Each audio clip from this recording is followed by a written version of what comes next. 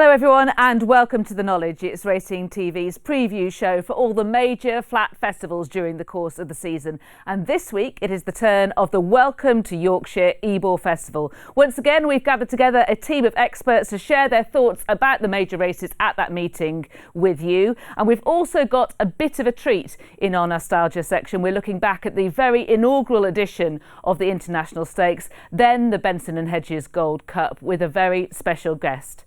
But let's start, as we always do, by examining the track and having a look at the facts that you need to know about it. York's a left-handed flat track, as you know, with a run-in of almost 5 furlongs. That means the 5 and the 6 are straight, whereas the 7 furlong race starts on a spur. The longer distances involve at least one bend. It's essentially a galloping course, and low draws are best up to a mile. We'll hear more from Chris Dixon about that later on in the show. And how do the races tend to develop? Well, conventionally, it used to be said that it was a front runner's course, not the case anymore. And in recent years, round course races tend to develop down the centre in the straight rather than sticking to the inside rail. Let's have a look at it. This is the lie of the land at York, a beautiful place to go racing. The Naves are a fantastic place, very accessible no matter what you've got to spend, from the very top to going into the centre of the course and enjoying the racing there as well. It used to be a U-shaped course originally, but they completed the circuit in 2005, and that means that races over 2 miles and further start bang in front of the stands, and that's great. So, those are my thoughts on the course. Let's join Tom Bull and Amy Ryan because they've made their way around there in detail.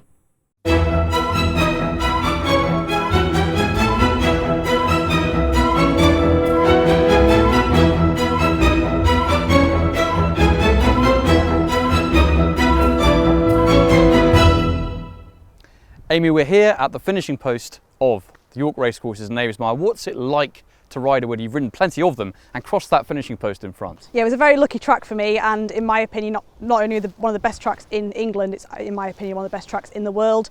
It's a real fair track. I was just talking to Anthony beforehand. They actually put some fresh drainage in around 11-12 years ago. They put 26 miles of lateral drains in, and it's a track that drains very well, and they've been repaid for that because they get really consistent ground here. It's just a very fair, level, flat track. It's a lovely galloping track, a lovely place to introduce some younger horses, and it's also a fantastic track for the staying races as well. Now, how would you compare it to riding at other race courses? You said it's very fair. You don't often get boxed in here, do you? It's quite clear in terms of passageways, and there aren't many hard luck stories, are there? No, there isn't. It's a big, wide, big open flat straight, and you've got plenty of room once you turn into the straight. It's a long way home, so you want to save a bit for the finish, but like you said, there's not really many hard luck stories here, and horses, like you said, there's plenty of room for them to jostle for positions, and yeah, it's a very fair track. There's not really ever a bias, I don't think, from one side to the other either, which is a massive positive for the track itself as well. And Amy, you rode one of your biggest winners on this track at the Ebor Festival with Blaine. How amazing was it to finish home in front with the crowd, of course, roaring you home? Oh, it was fantastic. He was actually a horse. He actually won first time out here, and I'll never forget, I came racing and I said to the lads, I think I'm on a certainty here, and Tony Hamilton said to me, I think mine will win, and he actually was on Garlswood that day. But Blaine won that day. He then followed up in the Gimcrack here again, and then obviously to win that race, I had a bad fall the year before here at York, so to win that race then that week was fantastic.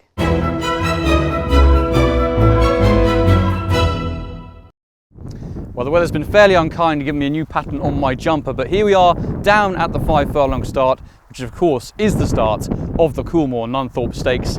And Amy, how important is it to get a really good start? Yeah, the minimum trip here, and it all happens really fast and furious. There's not a lot of time to really think about what's going on, but obviously we saw Batash break the track record back in 2019. I think he raced in 55.90 seconds. That was his third attempt actually at the race. The occasion got to him a bit the first couple of times he came here, which it can happen at York. It's a long walk over from the stable yard and horses can get a little bit wound up and buzzy, but he then went on to win the next 2.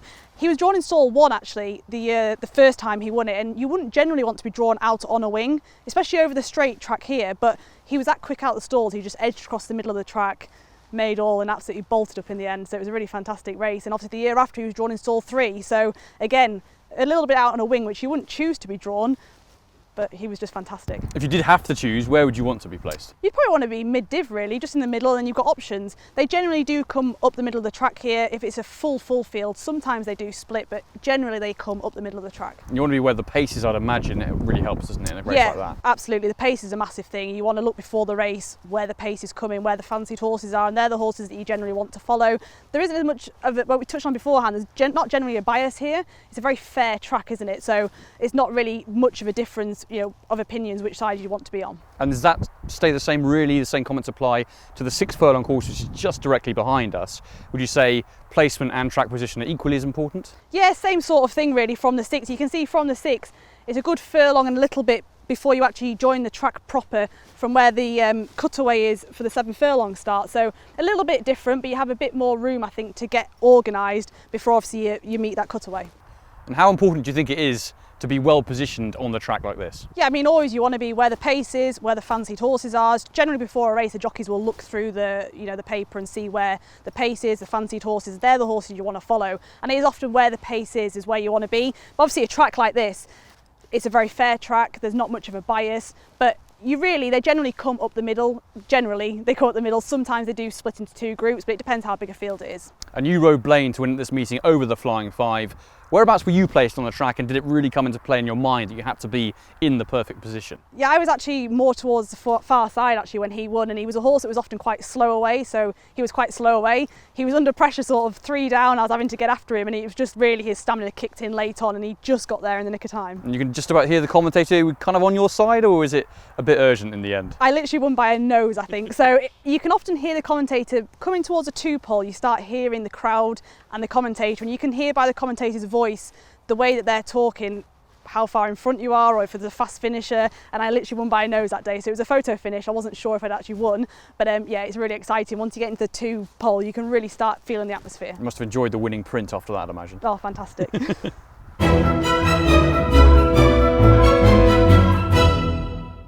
Just a stone's throw away from the 5 and the 6 furlong starts is the 7 furlong start, which is just behind us here. How important is it, considering there is quite a strong apex bend just in front of you, to get a good position from a nice draw? Yeah, so your draw is a lot more important from the 7 furlong. You can see just down the chute there, you go about a furlong and a half before you then have to start looking towards turning around this sort of dogleg corner. So the draw is much more important from the 7 furlong start. You don't want to be drawn out too wide because you haven't got that much time really to jostle for positions, to get in. It's a bit tougher. You want to be drawn better mid to low from the 7 furlong start. If you're drawn wide, you generally have to either jump quick and go forward, or you have to drop out and just ride for a bit of luck. So I have been stuck out wide there. I think every jockey probably has, but it's just one of those split-second decisions. If you don't jump quick enough to slot in, you're going to have to just drop in and ride for a bit of luck. If we go, for example, to the Ebor start, I mean, the winner last year was drawn in stall number 12, the second was drawn in 14, and the third was drawn in 13. So the draw isn't as important because we actually start the Ebor right down the other side of the track. You've got all the back straight to get your position, so you've got loads of time, loads of room. It's not as important. Like you see, lovely sweeping bend coming into the home straight. So you've gone so far to get your positions. Generally, everyone will be in the positions coming into the home turn. Big, massive sweeping bend. And it's just really, it generally carries you slightly into the middle of the track off this home turn, but the draw's not as important the longer distances.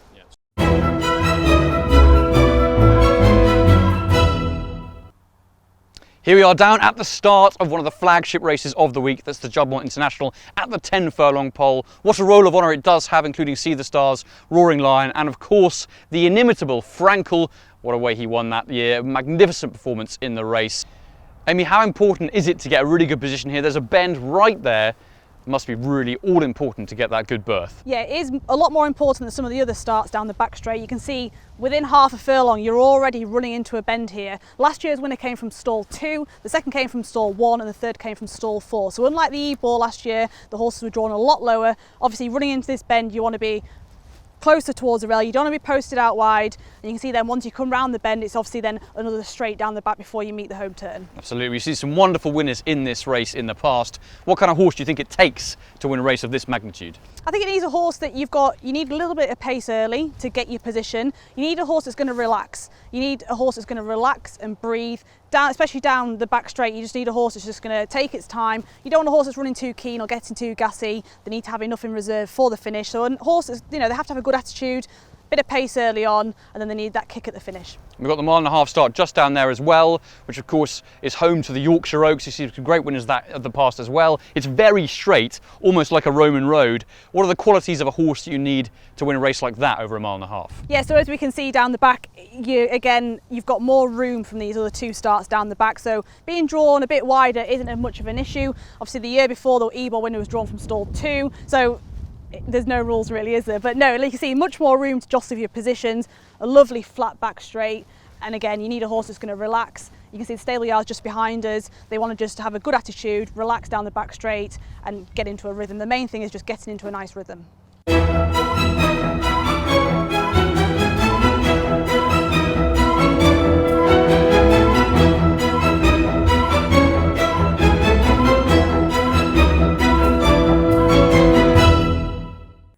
I've been joined by James Millman in the studio, and we're going to look ahead to the middle distance horses.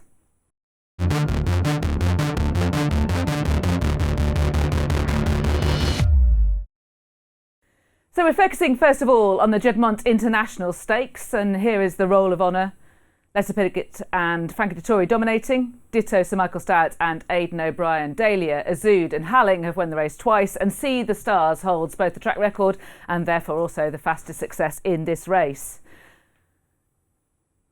This is one of the best races in the world. It is consistently so. Many horses associated with greatness over history have won this race. Dahlia, Giant's Causeway, See the Stars and of course Frankel. Last year when Gayeth beat Magical and Lord North, it was ranked the International Federation of Horse Racing Association's best race in the world. It's consistently one of those. And where might they go next? Well, quite often you'll see milers stepping up, but having a look at the field this time around, we're focusing more on horses that might make an impact later on in the season, again at the top level over middle distances.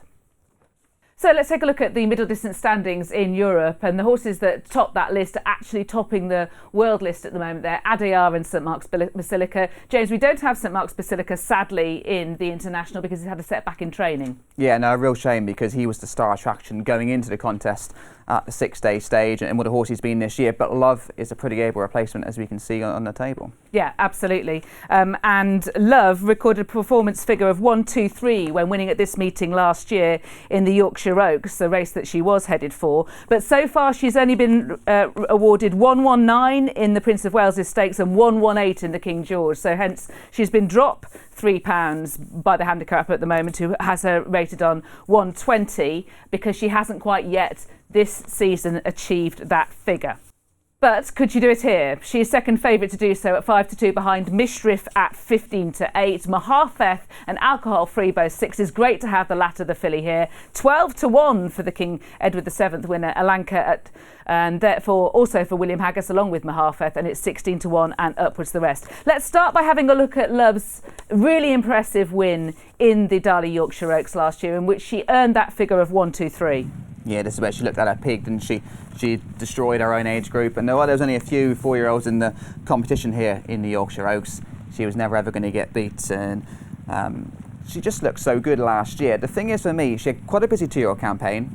The 3-year-old campaign, because of COVID, it was very, very short, wasn't it? It was quite rushed at the start of the year, and this year she just hasn't really produced a similar performance. I can see exactly why the ratings suggest she's not quite as good, because it was hard work on her return. I thought Ryan Moore gave her a great tactical ride at Royal Ascot, but the runner or Dairy has let the form down, and arguably Armory hasn't really boosted the form either. And I just thought throughout the King George she looked a little bit laboured, and I just worry whether from 3 to 4, she had that weight for age as well last year, whether she's improved as much as the weight for age suggests, and I suggest perhaps not. Okay, a couple of questions. Might you argue that maybe she's been slower to come to hand for some reason, that then we might actually see a peak performance from her this season here? Yeah, you could argue that, because again she hit the line pretty strong in the King George. She looked like she was going to drop away, and she did finish well. But I just worry a horse that has such a busy 2-year-old campaign, how long they're going to last long term, and now she's into a 4-year-old career, maybe she's hit her peak. And does her presence in the race, rather than her stable companion St Mark's Basilica, change the way the race is likely to be run? I'd say so, because she staged a 1.5 mile well. We've seen it time and time again, so you'd imagine they're going to have to go a little bit harder on her early. I would imagine more prominent tactics than what was employed in the King George. As Mishrif followed her around and literally just put her into a pocket.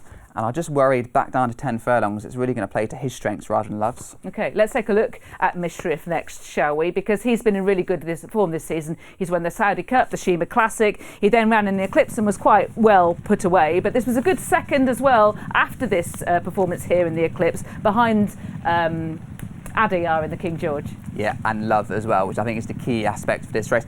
Now, I thought this was actually a good return. Now, John Goslin's done a remarkable job. Switching between dirt and turf is very, very hard because the running styles are totally different. And he was actually a little bit keen on his return. There wasn't much pace on in the Eclipse, but he got St Mark's Basilica off the bridle. Now, Aidan O'Brien's 3-year-old just disappeared inside the closing stages, but I think he probably needed a run a little bit because obviously he'd been prepped to win the Saudi Cup. That was his main aim at the start of the year. You've got to let them down and start again. So I think he's improved from this in the King George. I like the turn of foot he showed around the bends to go past Love in box Ryan Moore in.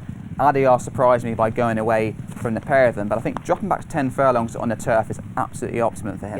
Yeah. I think you're right. I wonder whether the 1.5 miles just stretches him a little. And interestingly, before the race, John Goslin was even suggesting as much prior to the King George. Yeah, I think exactly that, because in the King George, he was going to give Adiyar a race until the furlong pole. He had made up a lot of ground 3 wide into 2 wide as he entered the straight, but he didn't finish off that final furlong perhaps as strong as you'd like against top class opposition. But I do agree, I think 10 furlongs, especially with all that dirt, the cruising speed he shows in the dirt to travel well in the early stages, that suggests 10 furlong for me is his best trip on turf. And as you saw earlier, he's one of a top class horse, considered right in the top 10 on the world rankings. Let's have a look at Alcohol Free, shall we? The question mark for her is whether she's going to be able to see out an extended 10 furlongs. I was asking the same thing about a mile though, so I'm not going to bank against her. Yes, but my question marks, the pedigree really screams no. I know. Because No Name Never himself, he's only ever actually had, I think, 31 horses try 10 furlongs. He's had 5 winners, but most are at an 80 level, which isn't really as good as their breed suggests. The only one to really do well was a horse called Visualisation, who was second at Royal Ascot. But he's out of the Sadler's Wells mare, and I think the stamina comes from the dam side. Unfortunately, looking at dam, she was speedy. Of the siblings, Alexander James is by Camelot, so a real stamina influence. He only stays 9 furlongs, he doesn't stay any further than that. So pedigree-wise, suggests not. And like you, I thought a mile might stretch her on the back of that strong 2-year campaign. Look, it was pretty hard work in the Sussex Stakes, and she's grounded out. You've got to give it a go, I think, and I think it's enterprising from Connections, but there's no real signs on the pedigree that she's going to stay at 10 furlongs. And with Love in the field, I think it'll be probably maybe a stronger run race, especially from Love anyway. I don't disagree with anything you've said that, but sometimes you have to kind of start balancing it with your eyes as well, don't you? And the Coronation Stakes, that was really tough, in terms of the ground. She saw it out really well. I suppose the flip side to that is, was she the one that handled specialist ground? Yeah, she's been really effective on that kind of surface. It's going to be a sounder surface which should play to her strengths, and the fact that stamina is not going to be put to such a test. But at York, it's not going to be easy for her. And like I say, I think against Mishriff, who stays a 1.5 miles, I know we're saying 10 furlongs is the optimum trip, but him and Love have both got that real stamina. Alan Cross stays well. Max Sweeney's running the Derby.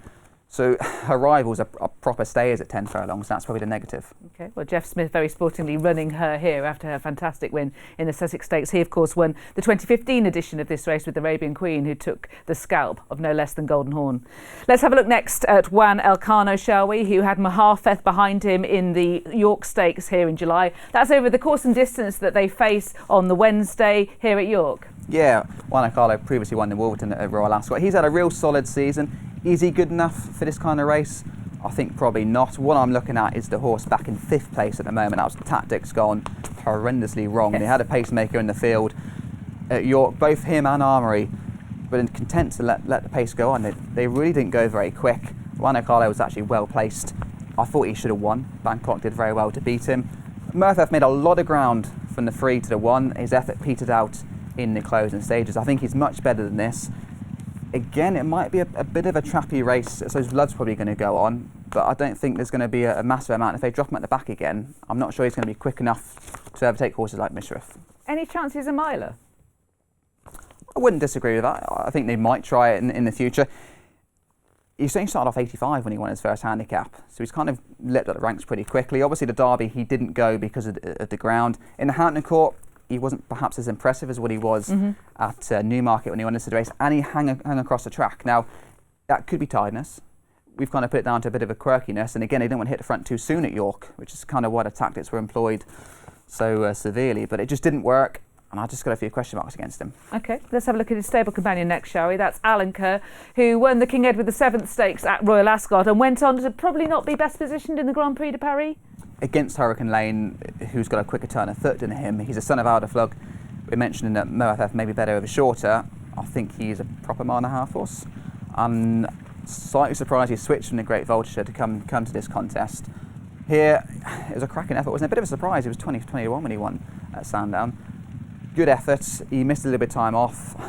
At Royal Ascot, I wasn't as impressed as what I was here at Sandown, and then he just looked a little bit one-paced over in France last time. So I would be surprised against these top 10 furlong horses if he can cope with the drop in trip. Yeah, that's how Alan Kerr started the season before heading to Royal Ascot with that win in the Classic Trial. Let's move on to Max Sweeney as well, shall we? He ran 6th in the Irish Derby last time we saw him. Prior to that, he'd beaten Poetic Flair in the Irish 2000 and finished 4th to Adyar in the Derby. Yeah, I'm not sure he's quite seen out the 12 furlongs, and both times he's tried. Ground is my worry of him because it does appear to be proper soft ground. He really runs to his optimum. And against that, I think Love will be handy, but he is one of our main pace angles, and I think they'll go forward in them. And we do see at York, if there's no pacemaker in the field, they can get away in the front end a little bit. And I think he'll actually run better than his odds suggest. He's very tough. He runs often. Like I say, we just see him now dropping away over the 12 furlongs. I think dropping back to 10's ideal for him. And I think at 14, 16 to 1, he is overpriced. A shame we've not got the 8 runners, because I could see him coming third for your each way punt and angle. But I think he's too big a price against some doubtful stayers or those that need further. And the winner is, in the circumstances that you just painted? Mishriff. I think David Egan, I like the way he rode to King George. It's just a lot of confidence to box Ryan Moore in. I think he knows that he can overtake Love whenever he wants. And for me, it's going to be very, very hard to beat. OK. Right, let's move on to another Group 1 that's run at York in this week, and that is the Darley Yorkshire Oaks. So we can start by looking at the history of the race and who has dominated there. In recent years, Sir Michael Stout has had an excellent run of form, winning the race 9 times. We've also seen several dual winners, Only Royale, Islington and, of course, Enable in 2017 and 2019. The fastest winner at York is Diminuendo. Lush Lashes has actually clocked a better time. That was when the race was run at Newmarket back in 2008, but the track record belongs to Tamrier from a handicap back in 2019. And where does the Yorkshire Oaks fit in the calendar? Well, it's a clash of generations between the fillies. Quite often we'll see an Oaks or an Irish Oaks filly heading towards the older horses here, and of course we've got Snowfall to do exactly that. And where next? Well, there's a wealth of options for fillies who win here. They can either take on the males in the Arc, or they can keep to their own section in the races like the Vermeil, the Royalier, or the British Champions fillies and mares.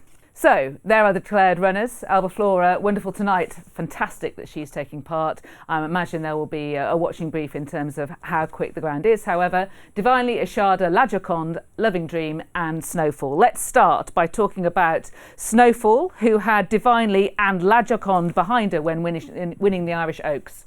Yeah, and this was a little bit like a Bayador private gallop in the end, It was. the Irish Oaks. But I was a little bit worried at this point in the contest, because I was worried Ace was going to get boxed in, and she looked like Ryan Moore wasn't massively happy with her, as she started to come off a bridle a little bit earlier on, whereas in the Oaks, in the English Oaks, she'd always travelled very well in the Frankie. However, she soon puts the opposition to bed quite easily in the closing stages. The gap opens here.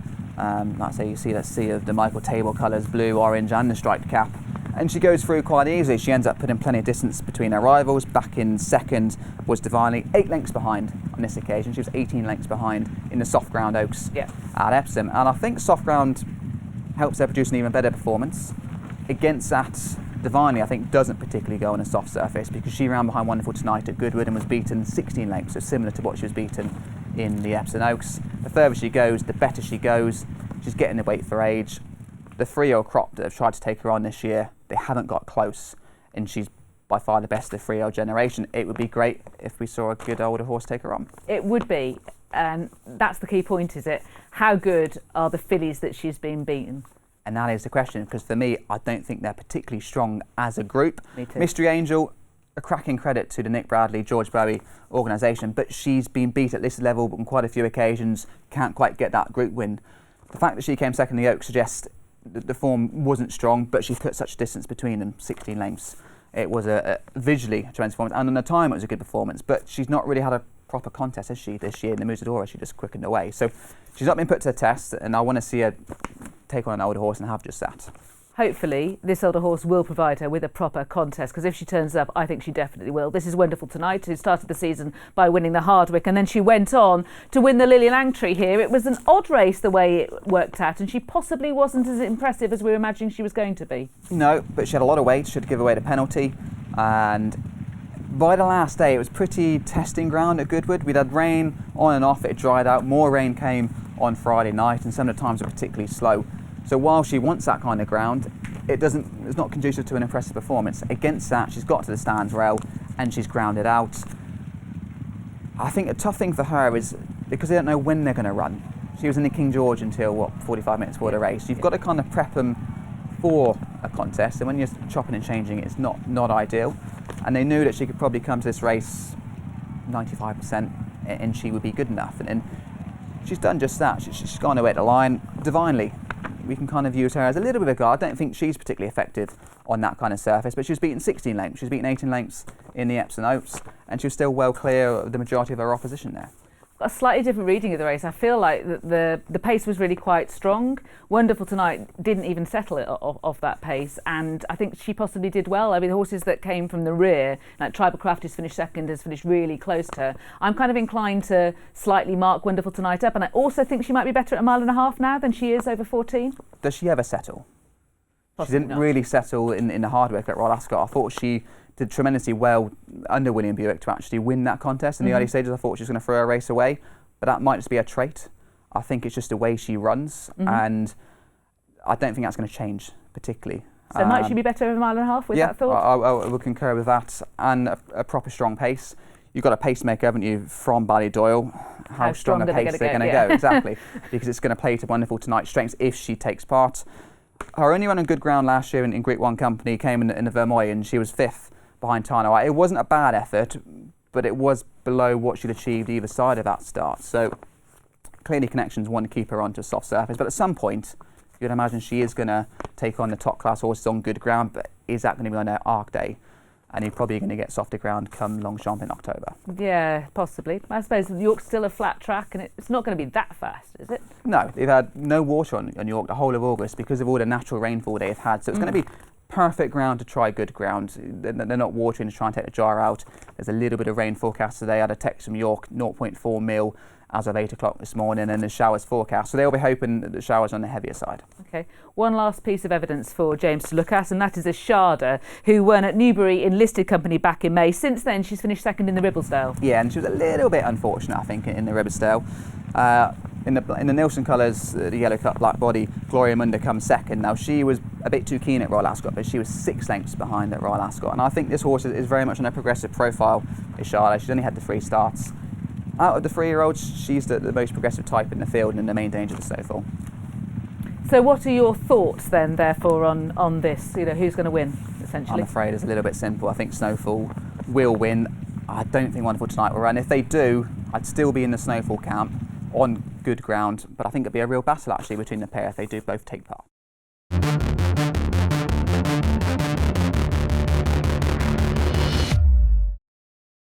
In York on Thursday, the Yorkshire Oaks, been a very lucky race for you over the years, some great performance in it. This year, Snowfall is an intended runner. Yeah, she looks very, very good at the moment. We always thought the world of her last year, it never worked. From the minute she started this year, everything's went well so far. David, who rides her every day, is very happy. Wayne rides her in her work again. Jamie's in charge of her. It's like St Mark's, I still like Andrew's very happy with him, so Jamie's very happy with her. Everything has went well. The plan is to go to the Yorkshire Oaks at the moment. That's what the lads are happy to do with her. Looks very off-handed and straightforward, relaxes and quickens again, and I suppose that's her big thing too. She relaxes and she's able to quicken and gets 1.5 miles. Looks like she gets it very well. Very tactically versatile. Looks like you can put her, depend on the day, wherever you want. I think so. Listen, obviously she won in York making the running herself. The next day in the Oaks, when Frankie rode her, we remember discussing it, and we said to Frankie was very happy, going to ride her very handy, and we just said to him, listen, she has plenty of pace, she doesn't have to, and Frankie ended up dropping her in, and we saw what she did, and then in the Curragh, Ryan did the same thing. He took his time on her. The same thing. She quickened very well. She comes on the bridle kind of at the right time of the race when you really want her. So no, she's looks we're very happy with her at the moment anyway. These deep impacts are decent. Yeah, listen, we haven't had too many of them. Saxon Warrior was a series horse as well. Loads of speed, out of a Galileo mare again, a big powerful horse, and they get better. Great minds and quicken. That's what listen, the few we've had look to do, and we're very lucky to have the few that we have, really. Most definitely. And Lajaconda is possible as well for the Yorkshire Oaks. She's a straightforward filly. She's very straightforward. She gets the trip well and bowls along there, and if someone is happy to go, fine. If not, she bowls along. So hopefully the plan is that she might go as well at the moment.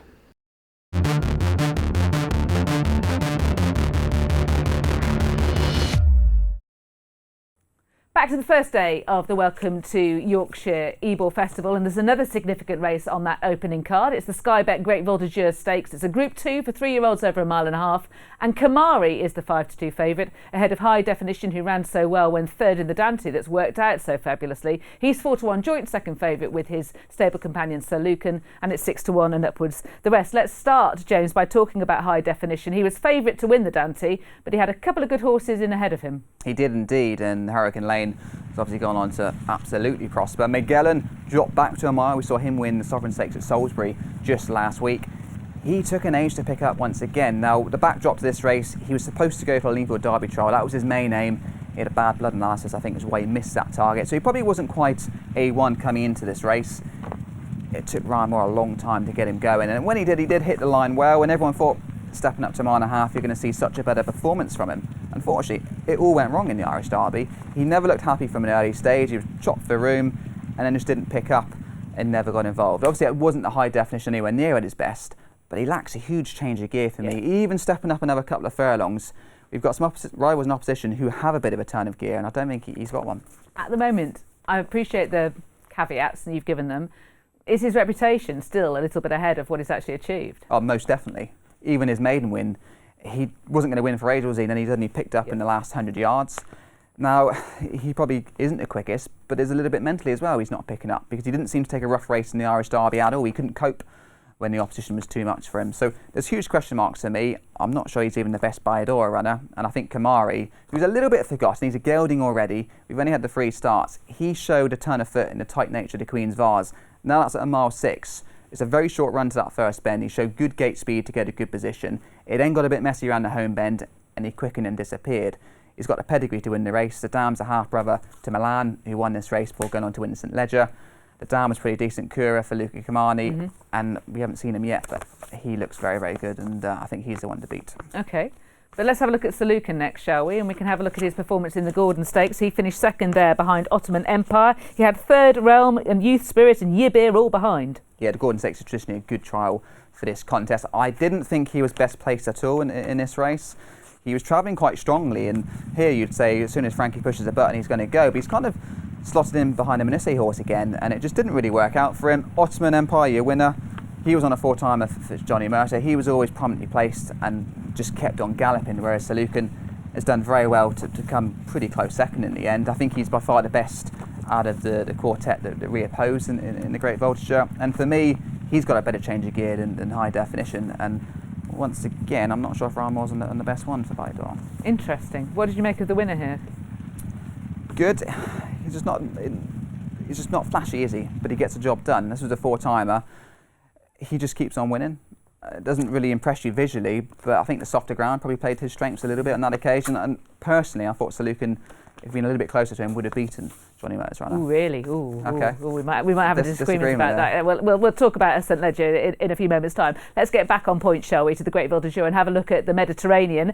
He finished second at Leopardstown. That was in the Juddmonte Stakes back in June. He then went on to finish fourth behind Alan Kerr in the King Edward and fourth in the Grand Prix de Paris behind Hurricane Lane. Solid efforts in defeat. Now this race here, again, he just doesn't pick up particularly quickly. A lot of Bayador Frios have been running in that style, and he came all too late at the end, and he did manage to get up and win here, but upped in grade, he's not sharpened up enough to really figure in the better races, and again he's got a fair bit to find.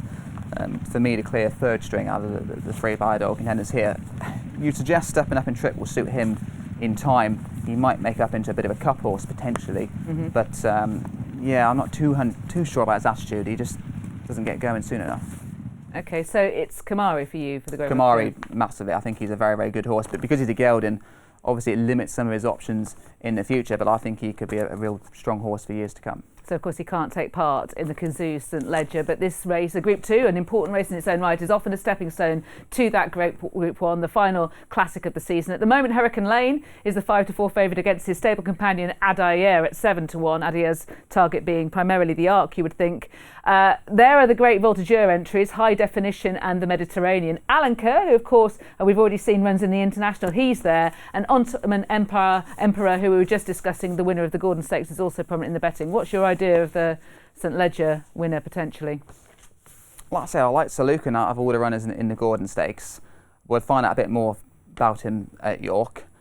Hurricane Lane, if he goes, he's going to be very, very hard to beat. It's an interesting race. Mojo Star, good to see him get that maiden win. I know it was only a gallop, we learnt nothing. But after a bit of a nasty experience in the Irish Derby, he could be one to improve. OK, that's it from James for now, but we'll hear more from him later.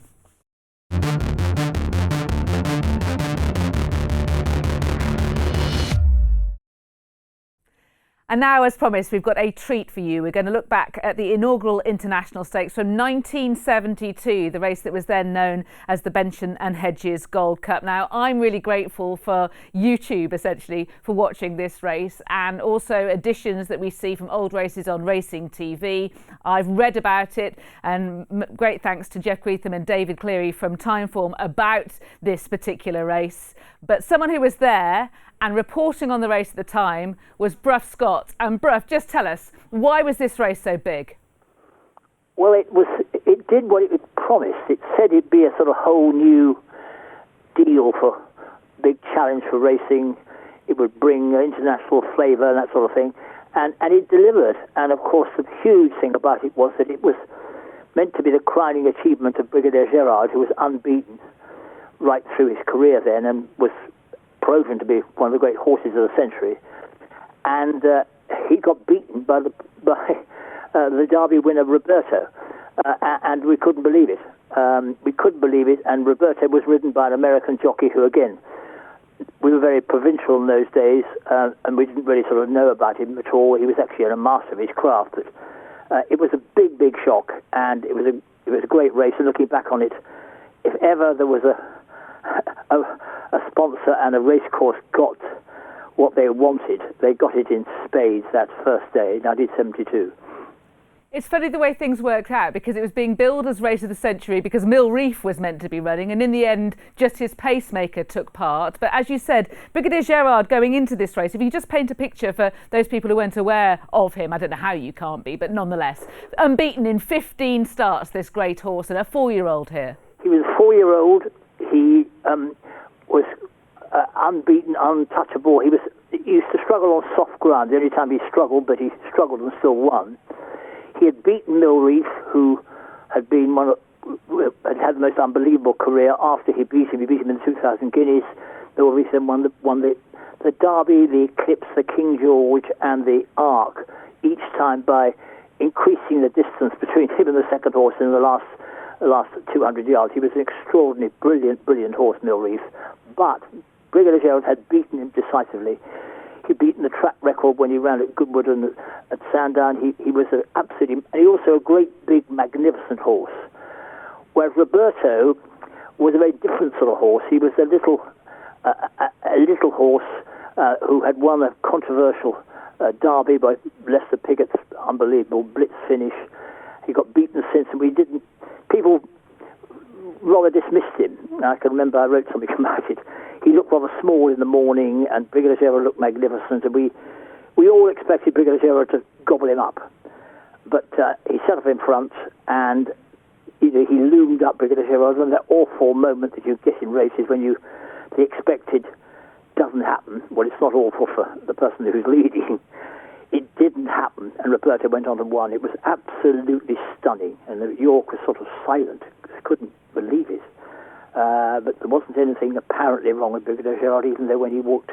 Joe Mercer actually told me, only a fortnight before he died, I had a lovely meeting with him. We talked for a long time, and he said that as Brigadier went back into the stables and put his head down, quite a lot of muck came out of his nose, but he might not have been quite at his best, but it was a brilliant run by Roberto, who was clearly a brilliant horse on his day, but it wasn't always his day. Let's go back to what he'd achieved in the Derby, Roberto, because he'd narrowly beaten Rheingold, and as you said, he then went on and flopped in the Irish Derby, whereas Rheingold had won the Grand Prix de Saint-Cloud, and he was lining up in the International Stakes, or what was then the Benson and Hedges Stakes as well. Tell me about the jockey, though, because obviously Lester Piggott was on board Roberto in the Derby, but he jumped off onto Rheingold for the Benson and Hedges, and we had Braulio Baeza brought over from America by the US owner, well, Roberto's US owner, John Galbraith. Tell me about that, bro. Well, Braulio Baeza was actually a magnificent American. He's a Panamanian originally jockey. He'd actually topped the list 4 times the money earnings before, in the last 4 years before he came over to ride in the York. But of course, no one had ever seen him. Nobody knew anything about him. We didn't watch TV in America at all. He'd won the Belmont 3 times, but we didn't know that. And I remember being out in the morning, and Brigadier Gerard, who I sort of knew the lads, I think, he swept past looking absolutely magnificent. Out came Roberto with this leathery figure on him. Braulio Baeza looked much older than he was, as people very lean faces can do. And he wore a black velvet, looked like a hunting cap, a helmet with a black velvet. And he was led down away from the stands, and we all sort of rather laughed. He wasn't even, didn't even canter by himself. We sort of laughed at Braulio Baeza. He had to be led. He led for 5 furlongs, and then led back 2 furlongs, and then loosed, and he came whizzing past them. We did pre-Corfin, and we'd never seen an American jockey except for Johnny Longdon, who came over once and rode in the Derby. But again, there was that British provincialism of saying, oh, well, he looks a bit out of his depth type thing. And of course, he, in a sense, he knew what he was doing. What they did in the race is he jumped off really fast, leaped out of the gate, set his own fractions, and it's entirely possible he just dictated the rhythm of the race, as you know very well. The rhythm of the race is the most crucial thing of all, and Roberto got it completely right, and Brigadier Gerard couldn't beat him that day. Absolutely. Vincent O'Brien is recorded as saying that he'd told the jockey all about the way in which Roberto was, but left it entirely up to Braulio Baeza to ride him how he wanted. And in the early stages, Bright Bean, the pacemaker for Millreef, couldn't lie up, and another horse was completely outpaced. The one that went on to finish 3rd, Gold Rod, was completely outpaced, and it was the only horse that didn't come off the bridle until the latter stages was the Brigadier. If only we had what you have now. If only we had sectional timings. Again, it was always my great beef, but we'd have known what happened. And it was, we sort of think we know what happened. We'd known exactly how, after a quarter of a mile we'd know what was going on. After half a mile we'd be certain. They're going very, very fast here, and he's organising himself. And the distance at the line was 3 lengths between Roberto and Brigadier Gerard, just a little bit at ease near the line from Joe Mercer. And I'll just read you what Timeform SA said on Roberto at the end of the season. Unless or until he reaches new heights as a 4-year-old or achieves great fame as a stallion, he, the Derby winner, will almost certainly be remembered, first and foremost, rightly so, as the only racehorse to beat Brigadier Gerard in 18 starts. That is what Roberto is known as.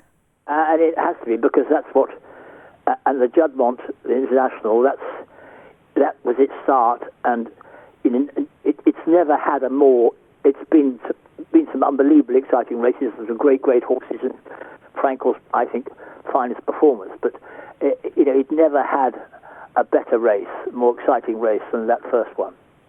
The one thing I will say for Roberto is he went on to be the sire of Sunshine Forever, Chris S, Leah Fan, Dinah Former, so he's got a very fundamental part in the great racehorse history and the breeding side of things. And I feel obliged to finish off with Brigadier Gerard as well, because it seems not unfair, but we're focusing on his one defeat in 18 starts, and 5.5 weeks later he bounced back and won the QE2.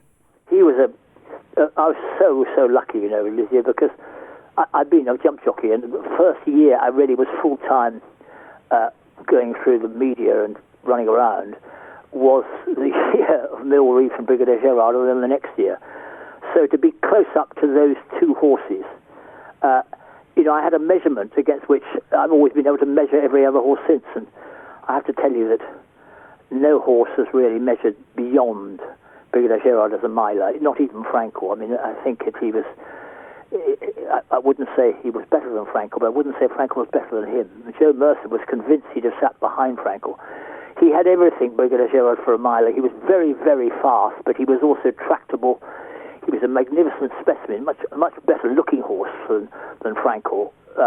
More imposing horse, you must say, than Frankel. Bigger and magnificent. And that morning he was cantering on the course, and it was it was a lovely image and memory I have of him.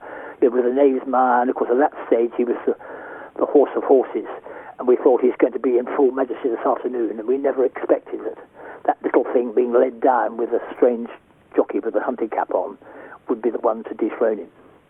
Such a remarkable story. I wish I'd seen the Brigadier in real life. Instead, I have to enjoy races like this one. And the white flag will be going up any second, and it's up, and they're under starters' orders, and they're off. And nobody really electing to go on at this early stage, whereas Roberto settles down in the lead from Brightbeam on the outside. Then just in behind them comes Ryango, then comes Brigadier Gerard, and the back marker just Goldrad. As they run down the far side, it's Brightbeam gone right up on the outside of Roberto. There's little choose between the other three. Ryango near the rails, Brigadier Gerard on the outside, and Goldrad in fifth. As they continue round the turn with 7 furlongs to go, Roberto and Brightbeam, these two disputed. Then comes Brigadier Gerard disputing third place with Ryango, and Goldrad now in fifth place. They run now towards the 6 furlong from home marker, and it's Roberto and Brightbeam still the two leaders. They in turn are being followed by Ryango. Then comes Brigadier Gerard, and then on the outside and in fifth place is Goldrad.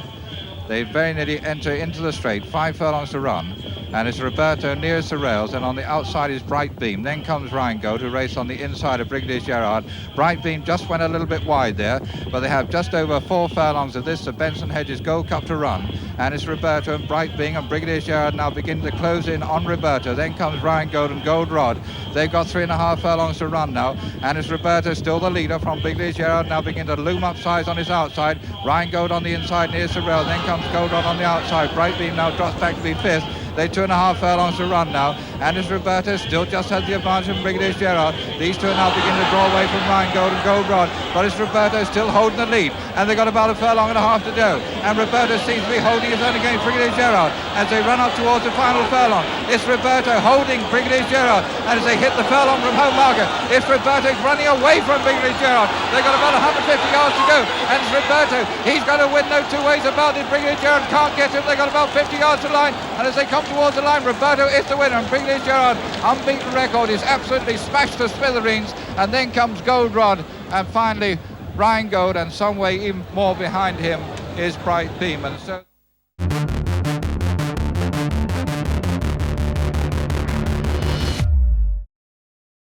James has rejoined me, and we're going to have a look at the 2-year-olds now. So significant 2-year-old races at the Ebor Festival. As you know, if you've been watching The Knowledge regularly, we're keeping an eye on the charts, essentially, of the 2-year-old performances. And we've got a new number 1 in Ebro River on 113. That's the BHA performance figure for his success in the Phoenix Stakes. Now, I think Horse Racing Ireland might rate that a little bit more highly because they've got Dr. Zemp, the runner-up, on a rating of 112, whereas the British performance figure for him is 1110.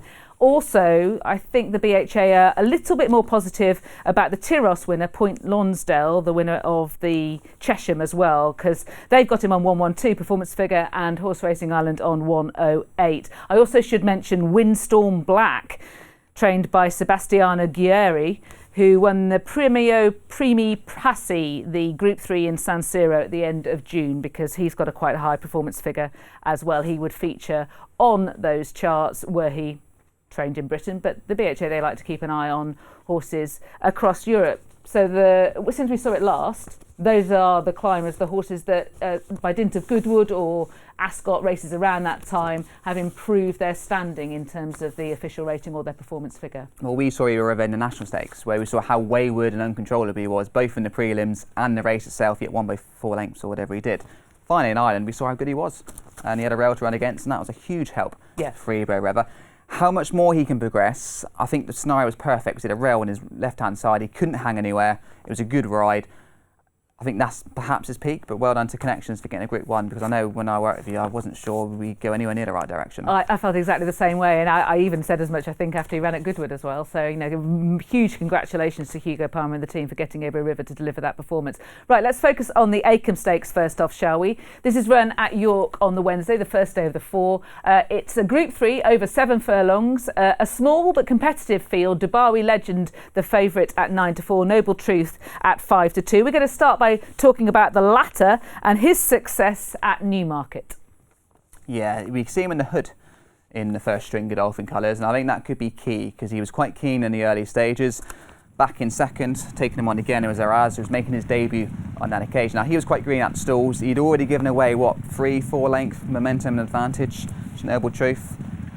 In the end, I think both of them will be much closer together. What's interesting for me, they've got very different pedigrees. Both are by unraced dams. Noble Truth's dams by Frankel, houses to State Elita, whereas Eraz, the dams are unraced houses to Peril Secret. So you've got sprinters on one side, stamina on the other. And for me, the runner-up, if I think Rich Hand didn't have such a strong hand in the Gimcrack, he'd be heading for the Gimcrack for me. I think he looks all 6 furlongs. He won nicely at Ascot over 6 furlongs. You can see there, he wasn't given a hard time. The winner had gone. I think they'll be much closer between the pair, but personally, the speed he showed over 6 at Ascot, the pedigree, I think he might be better at that trip. Noble Truth needs to settle better. So I think both of them have got their kind of quirks, I suppose, in the fact that I think Ibraz wants a shorter trip, Noble Truth needs to settle, and I think they're both runnable. Okay, let's take a look at Imperial Fighter next, shall we? Who won at Goodwood. That was in maiden company, in testing ground. Now, this is quite a big step up, isn't it, from a race like this to the Acomb? It is, although ultimately most of the quartet haven't got a great deal of experience. Dubai Legend, the favourites, only had the 1 run as well. Mark Johnson's Royal Practitioners had 3. He's the only one that looks a little bit exposed. This race here, the first 4 are all newcomers.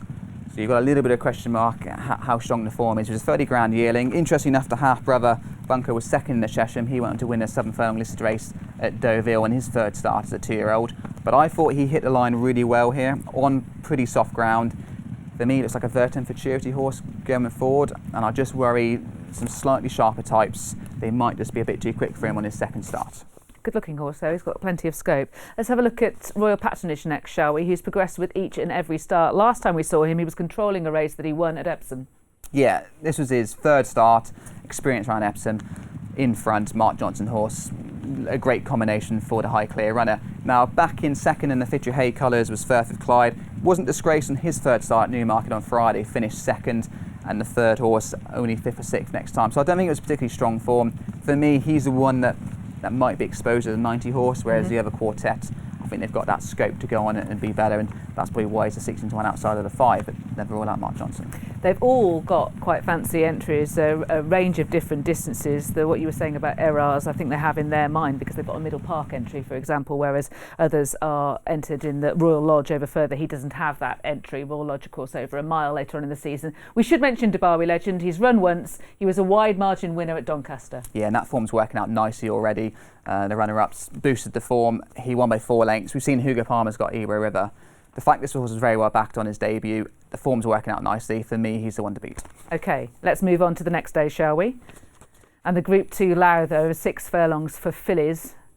Sandrine is the 13-8 favourite. She'll have to carry a penalty for her Group 2 success in the Duchess of Cambridge. Hello You and Zayn Claudette are 5-1 behind, and Desert Dream are 6-1, 13-2, and upwards the rest. Let's start with Sandrine. It's only right. She was a really good winner of the Duchess of Cambridge. She had Desert Dreamer behind her in 2nd and Hello You in 3rd.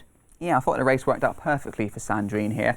Interesting one in the Armor Racing colours, 2 things with Hello You. Stable switch, left race back at Yard now at Dave Locknane, and got a hood on for the first time. Now, she's been too keen, both in the Albany when she was runner-up to Sandrine, and even on this occasion we've missed her for the start where she was doing too much. Now, Desert Dreamer, Stuart Williams must be cursing because she's had 3 seconds now in listed Group 3 company, and each time she's arguably kind of won her side, not seeing where the winners come from, and at some point she's going to get lucky. Not lucky, she deserves to win at a race like this. So I think she's perhaps going to be overpriced. Sandrine just looks very uncomplicated. She shows a good attitude. She's handled a quicker surface here than what she did at Royal Ascot in the Albany. She won nicely on the weather at Kempton on debut. She seems very uncomplicated and does everything with ease. We can see Desert Dreamer absolutely flying in the closing stages. and it's just been an unfortunate season for her. Really, she deserves more than the 2 wins she's got so far. The £3 penalty, will that be enough to stop Sandrine?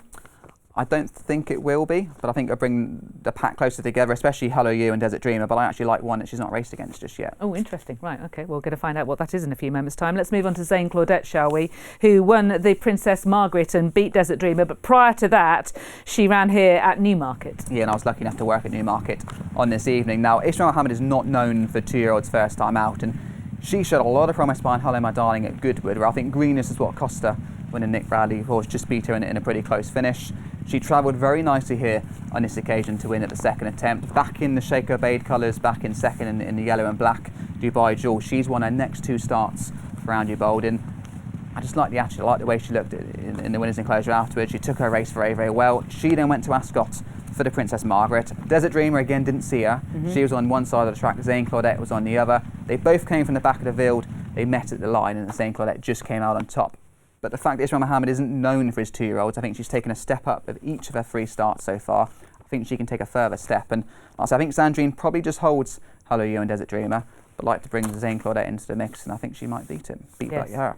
New actors at play against Sandrine. Another one is illustrating. Let's have a look at her success in the Alice Keppel. That's the conditions event at Goodwood over 5. So she's stepping up to 6. She's out of a Giant's Causeway there. Loads of stamina on the dam side, but she was quite keen over the 5 furlongs here at Goodwood. Didn't harm her finishing effort whatsoever. She hit the line very, very well. But I just wonder, against fillies that do see out the 6 very well, is she going to be as effective? She was a little bit disappointing on her second start, showcasing obviously where the speed comes from in her pedigree, and she certainly deserves to be taking a chance in this kind of grade. But I was just a little bit worried the step up to 6 at York might just find her out. Against that, she's a progressive type. Yes, she is, and I really like the way that she came right away inside the final half furlong. I thought that she probably would like the 6. I mean, it's not the stiffest 6 in the world, is it? And she does knuckle down well and come quite clear. And her pedigree says she should do. It's just like Hello You. Over 6 furlongs in the top grade, you don't want to be wasting your energy pulling it, and that's what she was doing in the early stages there at Goodwood. But it was only her 3rd out, and she's probably grown up for that. She wasn't disgraced at Royal Ascot in between her debut success, and she's clearly a nice type going forward. Okay, last filly we're going to look at is Outside World. Let's have a look at her. She won at York over the same course and distance that she'll face in the Lowther. Yes, against that, I thought it was a particularly weak race by York standards, and the yellow and blue is a horse called International Boy, trained by Richard Fahey. Now, this was run number 4 for him. He was only 66 going into this contest. The handicap actually put him up £6. He wasn't disgraced off his new mark in the nursery, but it isn't a strong level of form if you compare that to what the opposition have shown. Outside World needs to step up a fair bit, and I think it was quite hard work for her here, so she will need to step up. Against that, she's a progressive type, and she's got that track form, which I think is always crucial at York, especially for a 2-year-old. Many of these have got the Cheveley Park entry, this filly among them, as has Sandrine, but she's also got entries in the Moyglare as well. She's the 13-8 favourite, as I mentioned earlier. Looking at those prices, what do you think, James? Where would you be going? Yeah, I'm going to stick with Zayn Claudette. Like I say, I really liked her on that second start at Newmarket on the July track. She was a little bit unlucky. She got a bit too far behind at Ascot. She stayed on well. I feel for Desert Dreamer, but Zayn Claudette the one for me in the Lowther. OK, we're sticking at the same trip, but we're moving a day forward to the Gimcrack, the Al Basti Equiworld Dubai Gimcrack Stakes. It's for the Colts, and Lusail, the July Stakes winner, is the 3-1 favourite ahead of Armor and Berkshire Shadow, both at 4-1, 7-1, and upwards the rest. We'll start with the July Stakes, and that success from Lusail. He was withdrawn from the Richmond Stakes because of the ground. Here he had Eldrick Jones behind him in 5th. He is a carbon copy of his father, isn't he? He really does look like him. He's uncomplicated. He's caught him by surprise. He was a 28-1 debut winner under Andrew Arazani, and here he just does everything you want from a racehorse. He travels nicely, he doesn't pull. When you ask him for pressure, he quickens, and he got headed really in the last 50 yards, and he finds again. So for me, he is Memas Mark II. He's very, very tough. Trip's not an issue. This was worked out with nice form, and Sam Maximus back in 3rd run well abroad. I just thought it was a really solid effort. Against that, has the yard got a slightly classier type? That is the issue. Runs in the same colours, the Al Shakab colours. We'll see Armour in a minute, but just watch this back. Asymmetric back in 2nd, he won the Richmond for Alan King. So the form's working out nicely. Ebor River back in 4th, wins Group 1 over in Ireland. So he's beat exactly the right horses. He does it very economically. He sets a standard, but I say the yard have got one that might be better. And that one is Armor, who won the Acomb Stakes over 5 furlongs at Goodwood, and he was particularly impressive, I thought, inside the final furlong. He was. He lengthened clear off the opposite. Now, there's a few words that the fact that he raced nearest the stands rail was a huge advantage, and it may well have been, but I thought it was interesting. The horse directly behind him, in the light blue and dark blue, a horse called Swayze. Now, he finishes 8th, beating 10 lengths. Now, he actually ran the nursery at Newbury on Friday, finished behind one of ours, Amazonian Dream. He finished 3rd off 82. So the fact that on that same strip of ground, Armour's put 8 lengths between him and that Martin Mead trained horse, I think that's impressive. It may well have been an advantage, but I don't think it was as big an advantage as to why he won. They speak very highly of him at Richard Hannon's, and I like the way he hit the line and the fact that 6 furlongs look like it's going to really suit.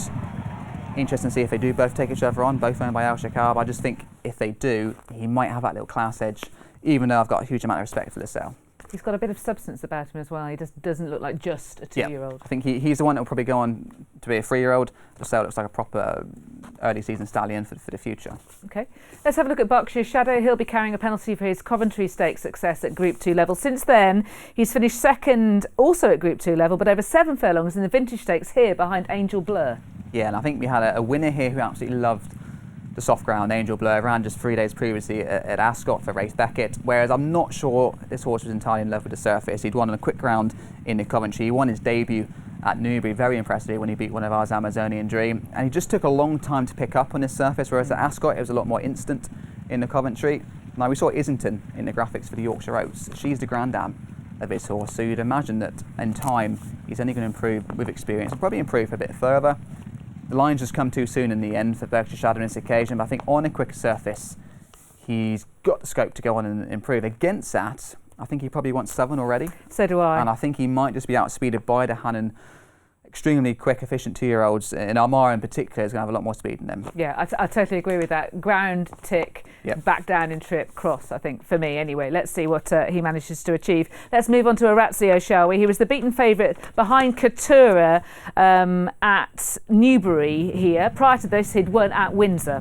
Yeah, he had it, and it's taken a big step up in grade for this list, but the race has worked out okay. He was a little bit keen in the early stages. I think a stronger pace in the Gimcrack will suit him. Against that, the other 2-year-olds that run at the festivals already, Newmarket and Goodwood, I think have shown more, so he will need to step up a fair bit. Against that, it was quite expensive Caravaggio, and I could see him running okay, but I think he needs to step up a little bit too much.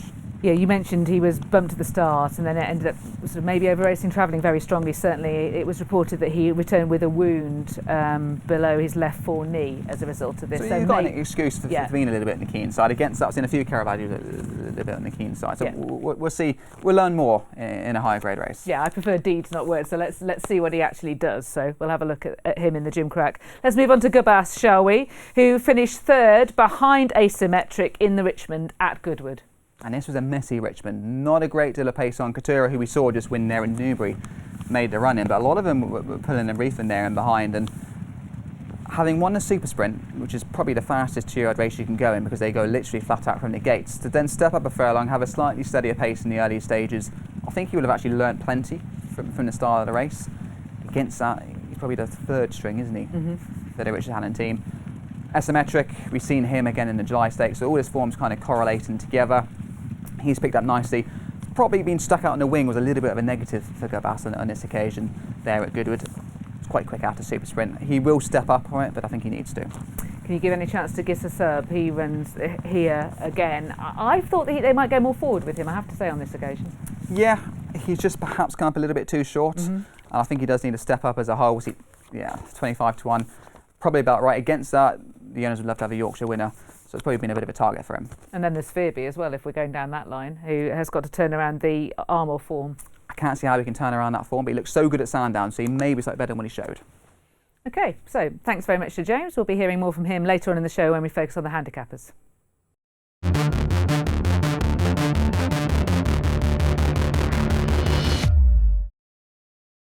Welcome back. It's now time to have a look at the Nunthorpe.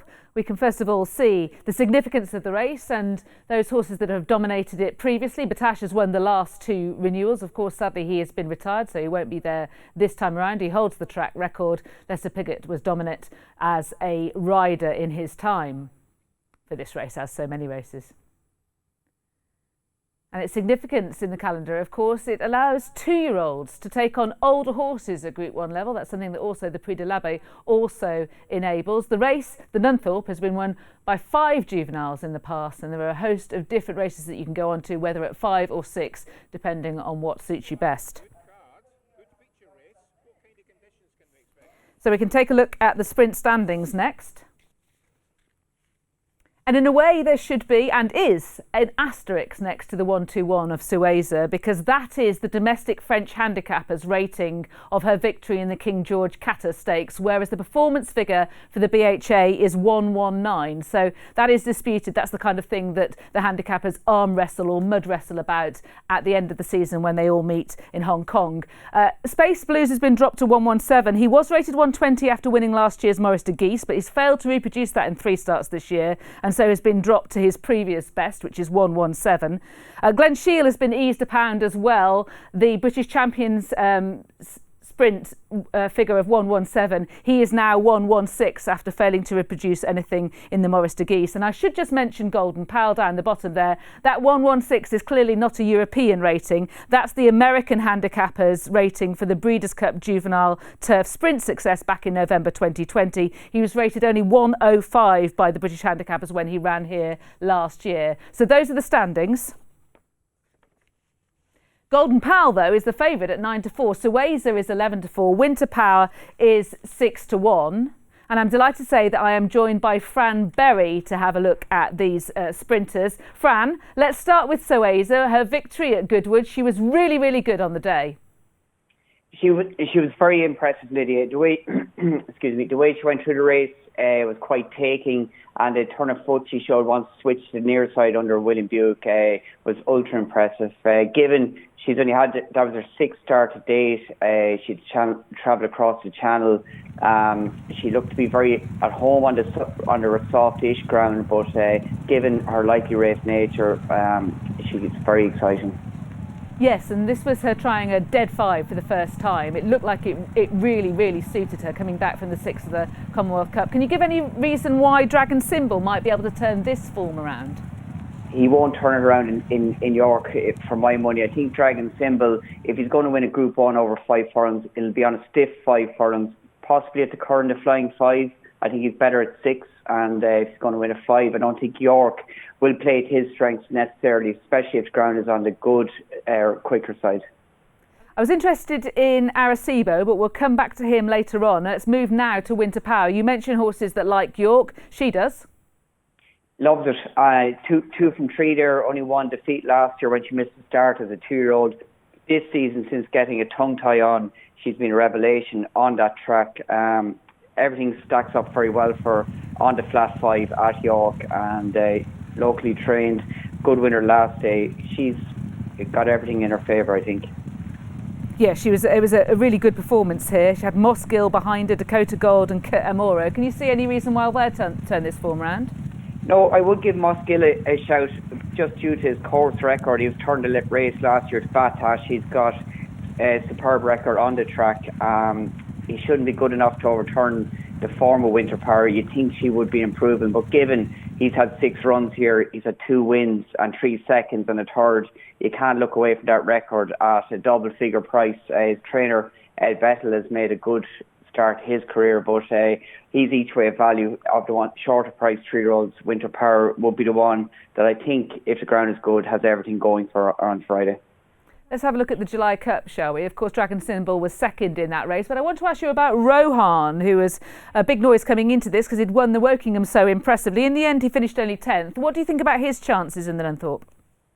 Again, I think he's more ground dependent at 5 furlongs. If it came up on the softer side and things were slowing down where the pace was beginning to collapse, he could be a player, but again, I think he needs a stiff 5 furlongs with a cut in the ground given his style of racing, and he's probably better at 6, Lydia. And how about Chill, the mare? Like her, yeah. Good profile. Andrew Balding going very well. The Newcastle win in the chip chase is very good, battling on well. I presume Sylvester de Souza will ride Winter Power, but that's a lively outsider for King Power Racing. Now, I mentioned Arecibo. He ran really well when second in the King's Stand. He then went on to finish second to Came from the Dark in the Coral Charge. And as I mentioned, he ran behind Sueza at Goodwood. They rode him a little bit more forward on that occasion, and I wondered whether the way the race panned out, that didn't actually work. I don't think it did. I can see why it did in Sandown, just with the way that track plays on occasions on smaller fields. And again, at Goodwood, he ended up, in a quite prominent going to the furlong pole and faded. I think a reversion to the tactics that were shown in Ascot, where he's ridden to be placed, is almost a way to play him and hope to pace collapses. But of the older generation, at a double figure price that Jamie Spencer booked, he could be one there to pick up the pieces should a couple of these trailblazers like Winter Power, Golden Pal get racing early. What's your view on Golden Pal? I have big question marks about his form. I think he was very impressive what he'd done in Saratoga in his comeback run. But if you go back through all of his UK form especially, okay, we've only seen him once, but that Norfolk Stakes has worked out terribly bad. The Learjet hasn't won since. He's been placed once. The third Imperial Force is rated 72 now, and Lipizzaner, who was just behind him and was just behind him in the Breeders' Cup, got beaten a handicap at Dundalk recently, a 3-year-old only handicap, and the one that's an outsider of the field also, the Nigel Tinkler trained filly, who ran a superb race on that occasion in the Breeders' Cup Juvenile. You better believe it, she hasn't appeared to train on as of yet. So form-wise, Golden Pal, for all he's got electric pace, and what he'd done in the Breeders' Cup Juvenile from stall 13 was ultra impressive. The form to stack it up behind him just isn't there for me at the minute. Okay, so the winner is, Fran? I like Winter Power on the track and with conditions, and I will give a big mention to Mossgill each way. Okay, thank you to Fran. More from him later.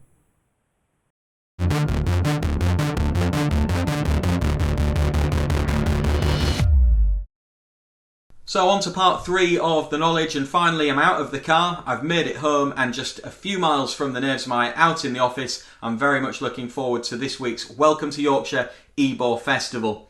In week 1 at Newmarket, we looked at the sectional data and what that could tell us about the type of test the July course provides. In week 2 at Goodwood, we honed in on the draw of a 7 furlongs and a mile.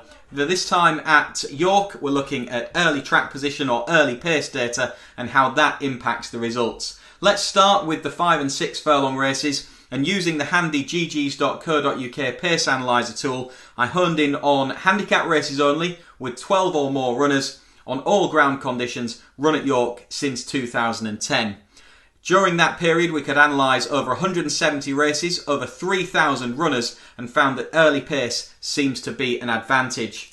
We could see that less than 48% of the field either led or raced prominently, and yet those horses won 58% of the races during that period. So less horses try to race prominently or make the running, but more of them manage to win the races.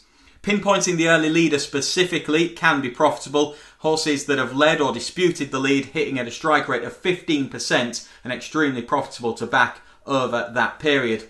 Can you narrow things down a little bit further? Well, the draw can certainly help. There's been a long-standing advantage towards the lower drawn horses over sprint trips at York. Weirdly, stall 1 doesn't seem to be particularly great, but generally low drawn horses are better than middle, and particularly better than the higher drawn horses. That was flipped on its head in 2020, so you have to tread a little bit carefully, but early signs this year are that it's maybe balancing back towards middle and certainly towards low as well. And I think on balance I'd be happy enough to suggest that focusing in on horses with a low draw that race prominently or make the running might be a way to narrow down the field over the sprint course at York during the course of the week.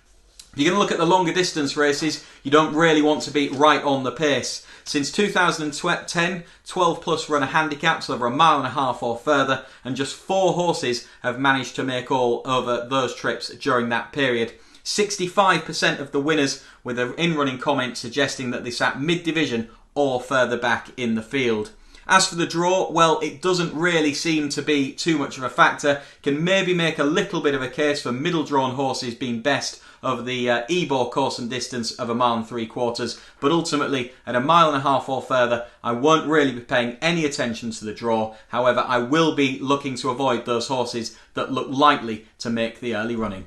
So with the pace horses over shorter trips, not so much over longer trips, with the low drawn horses over shorter trips and over longer trips don't really pay too much attention to the draw. Hopefully that's some sort of a help, and good luck with finding the winners at York this week.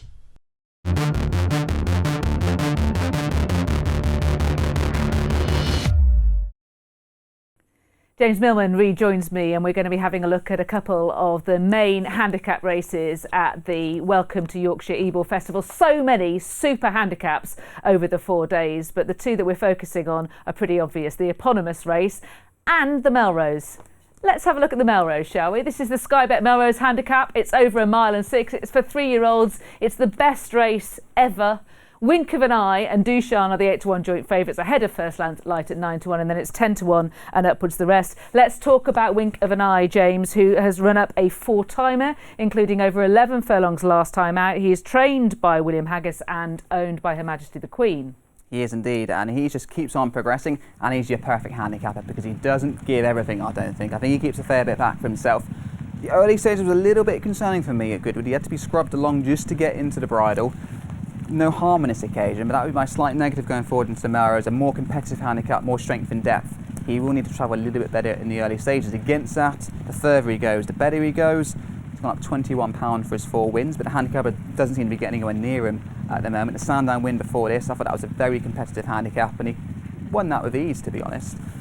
He's a type that will just keep on doing enough, and William Haggis is exceptional at exploiting these kind of horses, but it's just that niggling question mark in my mind. He needs to progress, or needs to travel better in the early stages. I suppose the flip side to that coin is it's a more conventional track, and that you can see it in that piece of video there, that he does just do enough, doesn't he? He's asked for a bit more, and he settles it for being asked. And the runner-up has since won, of course. Yeah, and that is your perfect handicap, and it's what you need to keep on defying the weights. So in that respect, it's exactly what you want, but at some point it might just find you out against those that are giving their all in the early stages. Earlier on in the season, I asked William Haggis whether Dushan was his Melrose horse. He said one of them. Let's have a look at Dushan next, shall we? We've already seen one of them. That was Wink of an Eye. This is the other one, Dushan. Well, they are the complete opposite, because he's a bit too keen in the early stages and perhaps doesn't give himself the best opportunity to finish his race off. We saw at Musselburgh he's actually dropped in the last of 6 runners, again a small field, so it wasn't a problem.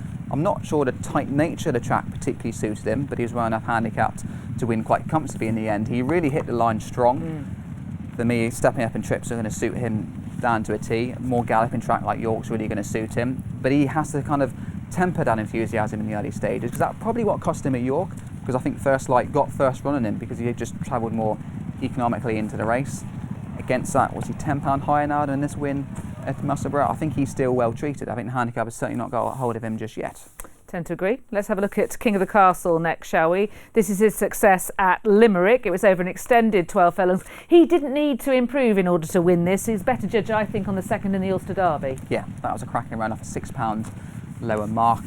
Do I like that head carriage? Not particularly. That is my concern in a competitive handicap like the Melrose, where you've got probably half a dozen that are at least £10 ahead of their marks. He's got to want it. He hasn't really gone clear that well, has he, from fellow maidens there at Lonsdale. So for me, Limerick, that's a bit of a negative, even though ability-wise, he's got every chance. He's a full brother to a certain Serpentine. That is King of the Castle. Right. What's your thought about the Melrose, James? Well, there's one that's not actually in the betting. Reina Del Mar, if she sneaks in, she's rated 80. I think Angie Munnan's already booked, so already anticipated she's going to have a lightweight. It might be a little bit 50-50 whether she gets in. She's been very unlucky on her last 2 starts, so I think she's well handicapped. And rather than with Lady Melrose herself, that would be the one that I'd put up at a bit of a price. OK, thank you very much. Well, I'm looking forward to Melrose Day on the Saturday. They're running another race on that day, apparently, and it's called the Ebor. Let's have a look at the betting for that, shall we? So Live Your Dream is the favourite at 7-1, ahead of Sunny Boy Liston at 8. It's 10-1 and upwards the rest. Let's take a look at Live Your Dream, shall we, James? This horse has won 3 of his 4 starts this season, and last time at Newmarket it was a really competitive race, many horses seeking to reoppose. Yeah, and I think that's what's key. He's kind of got that class against the opposition. Now, he missed 18 months off the track. He's come back in fantastic shape, like you say, winning 3 of his 4 starts. His actual defeat did come at York, where he had a wide draw, and I think that's why he got beat 2 starts back. Here, he just looked like a horse well ahead of his mark. He won this particularly nicely under Oisin Murphy. He never really looked in doubt. I thought Oisin was always very confident. He could pick and choose when he wanted to pick his rivals up. You've got Holly Doe and Amtiaz, again, like she did at Royal Ascot, trying to go from the front. And this horse, for me, bigger, stronger galloping types are always going to pick up the pieces.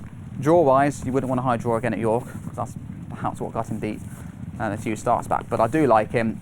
I like the fact they've persevered, having had that time off of injury, and he still looks to be a potential group horse in the handicap. Yeah, he's well on top at the finish, isn't he? And seeing it out really nicely. So he is a key player. Let's move on to talk about Princess Zoe. Not a definite runner at the time of recording this show. Yeah, and I think the rain probably isn't going to come in enough quantities really for her to take to heart. Against that, I think a Bigfoot handicap's probably going to suit her.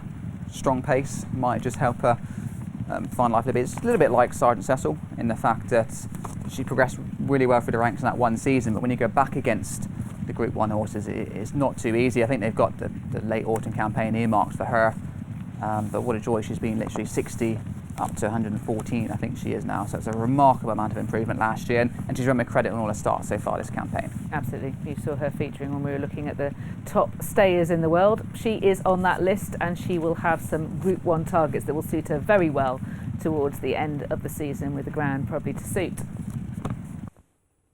So let's talk about Saldio, shall we? This horse, of course, is best known as a hurdler. He won the Galway hurdler with first-time cheek pieces last time he was on a racecourse. And it may be employed once again. Perhaps it seemed to work a treat, didn't it, at Galway?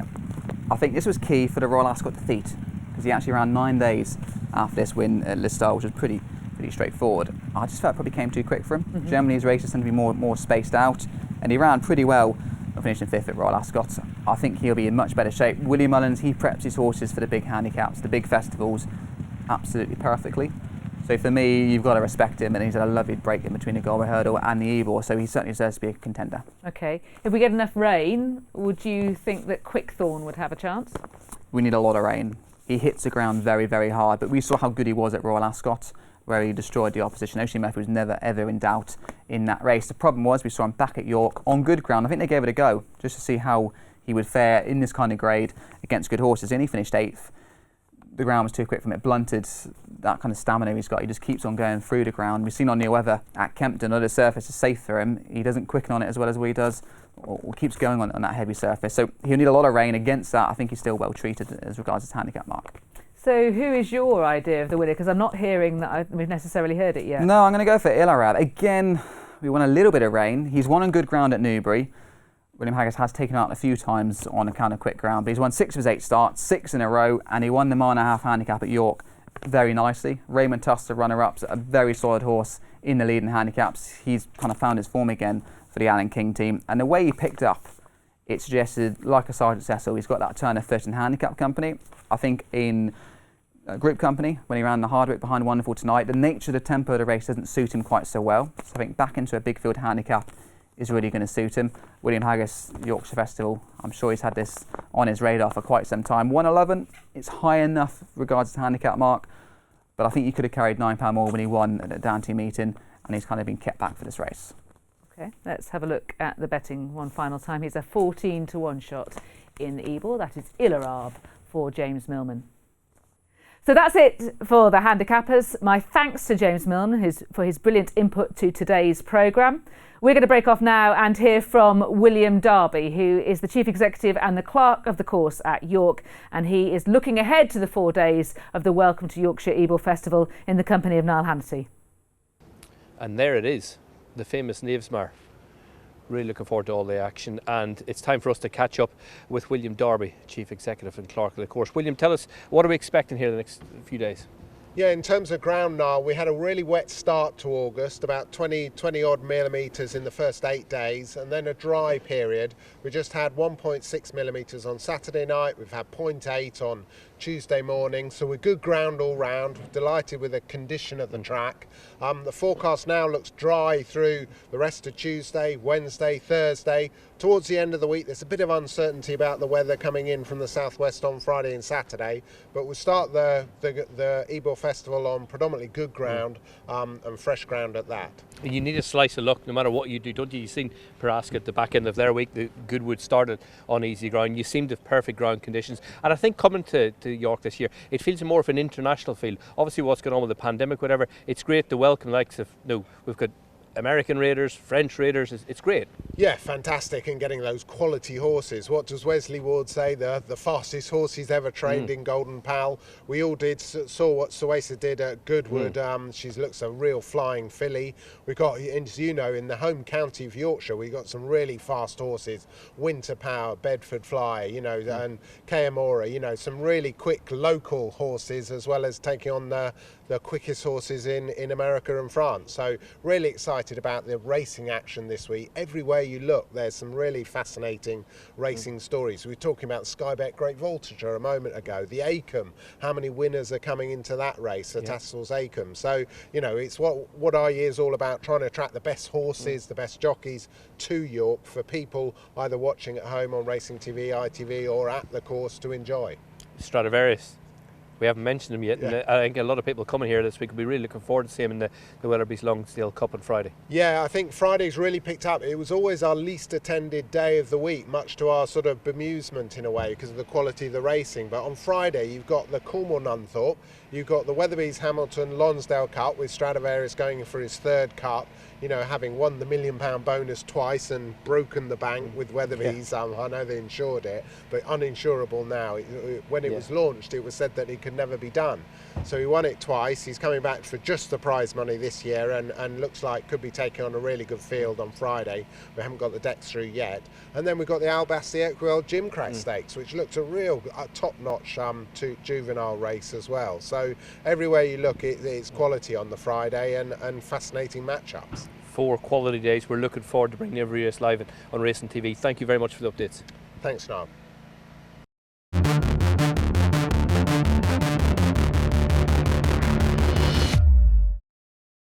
Okay, so we saw how we stood with the stayers prior to the Goodwood Cup. Where do we stand now in terms of the international scene? Well, the top-rated stayer in the world is the top-rated European stayer. That's the sadly injured Subjectivist. He's on the mark of 122. Stradivarius was rated 125 after the 2020 Gold Cup at Ascot, but has done nothing comparable since. So currently he's on 121. Voltigeur Prince had a performance figure of 108 when third to Acomb. That's all he's done this season. And Sir Ron Priestley, well, he does have a rating of 118, but he earned that when winning over 12 furlongs in the Prince of Wales' Stakes, not when third in the Goodwood Cup behind Trushan. There he ran to 112. So those are the stayers' standings as we go into the Lonsdale. Stradivarius is the 5-4 favourite ahead of Trushan at 3-1. Spanish Mission is 7-2. Let's talk Stradivarius, Fran.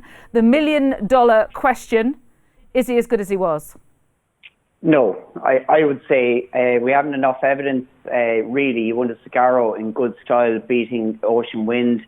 For me at Royal Ascot, I think Frankie Dettori got unduly blamed for where he finished on the day. Okay, he had a bit of traffic problems turning in, but if you stop the video, Lydia, just as it straightened up, Spanish Mission and Stradivarius, once he got into clear, they more or less made a run at one time, and Spanish Mission doesn't get 2.5 miles as well as Stradivarius in his prime mode.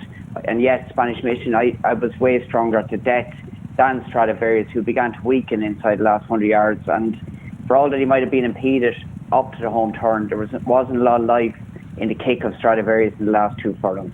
I totally agree.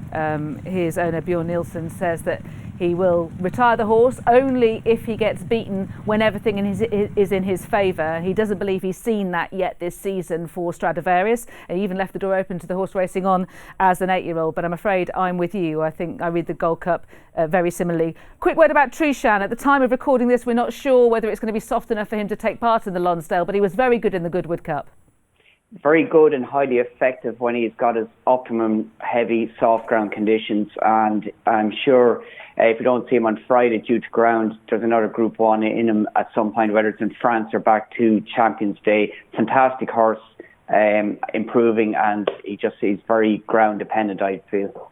And how about Lismore, the mare of Henry de Bromhead, who came over and won the Henry II Stakes? She had been a progressive horse at a much lower level until stepping into listed company for Sir Mark Prescott at the back end of last season. She has, and she's improved 20 pounds since joining Henry de Bromhead. She's rated 111 now, and when she got up to 2 miles for Henry in that race at Sandown, she made all under Jamie Spencer more or less. He pressed on a good bit from home, came stand side. Very much an unknown quantity, and I think she is effective with a cut in the ground but open to further improvement. And Henry de Bromhead, the last 18 months, he's had group winners on the flat, and his strike rate in better class racing the flatter is quite exceptional, to go along with his exceptional jumping exploits. That's an understatement. So the winner of the Weatherby's Hamilton Lonsdale Cup is? Spanish Mission. Great track record, 1 from 1 there, obviously. I think 2 miles on that track will suit him very well, and I do think it was value for the winning distance he beat Stradivarius at Ascot. For me, he's the price on the base of the Truchan Motor Run. Thank you very much for your thoughts, Fran. Thanks also to James and to Bruff and to Chris and to William Darby and Niall Hannity up at York. Thank you for watching The Knowledge. Make sure you join us next time for the Irish Champions Weekend. And in the meantime, enjoy York.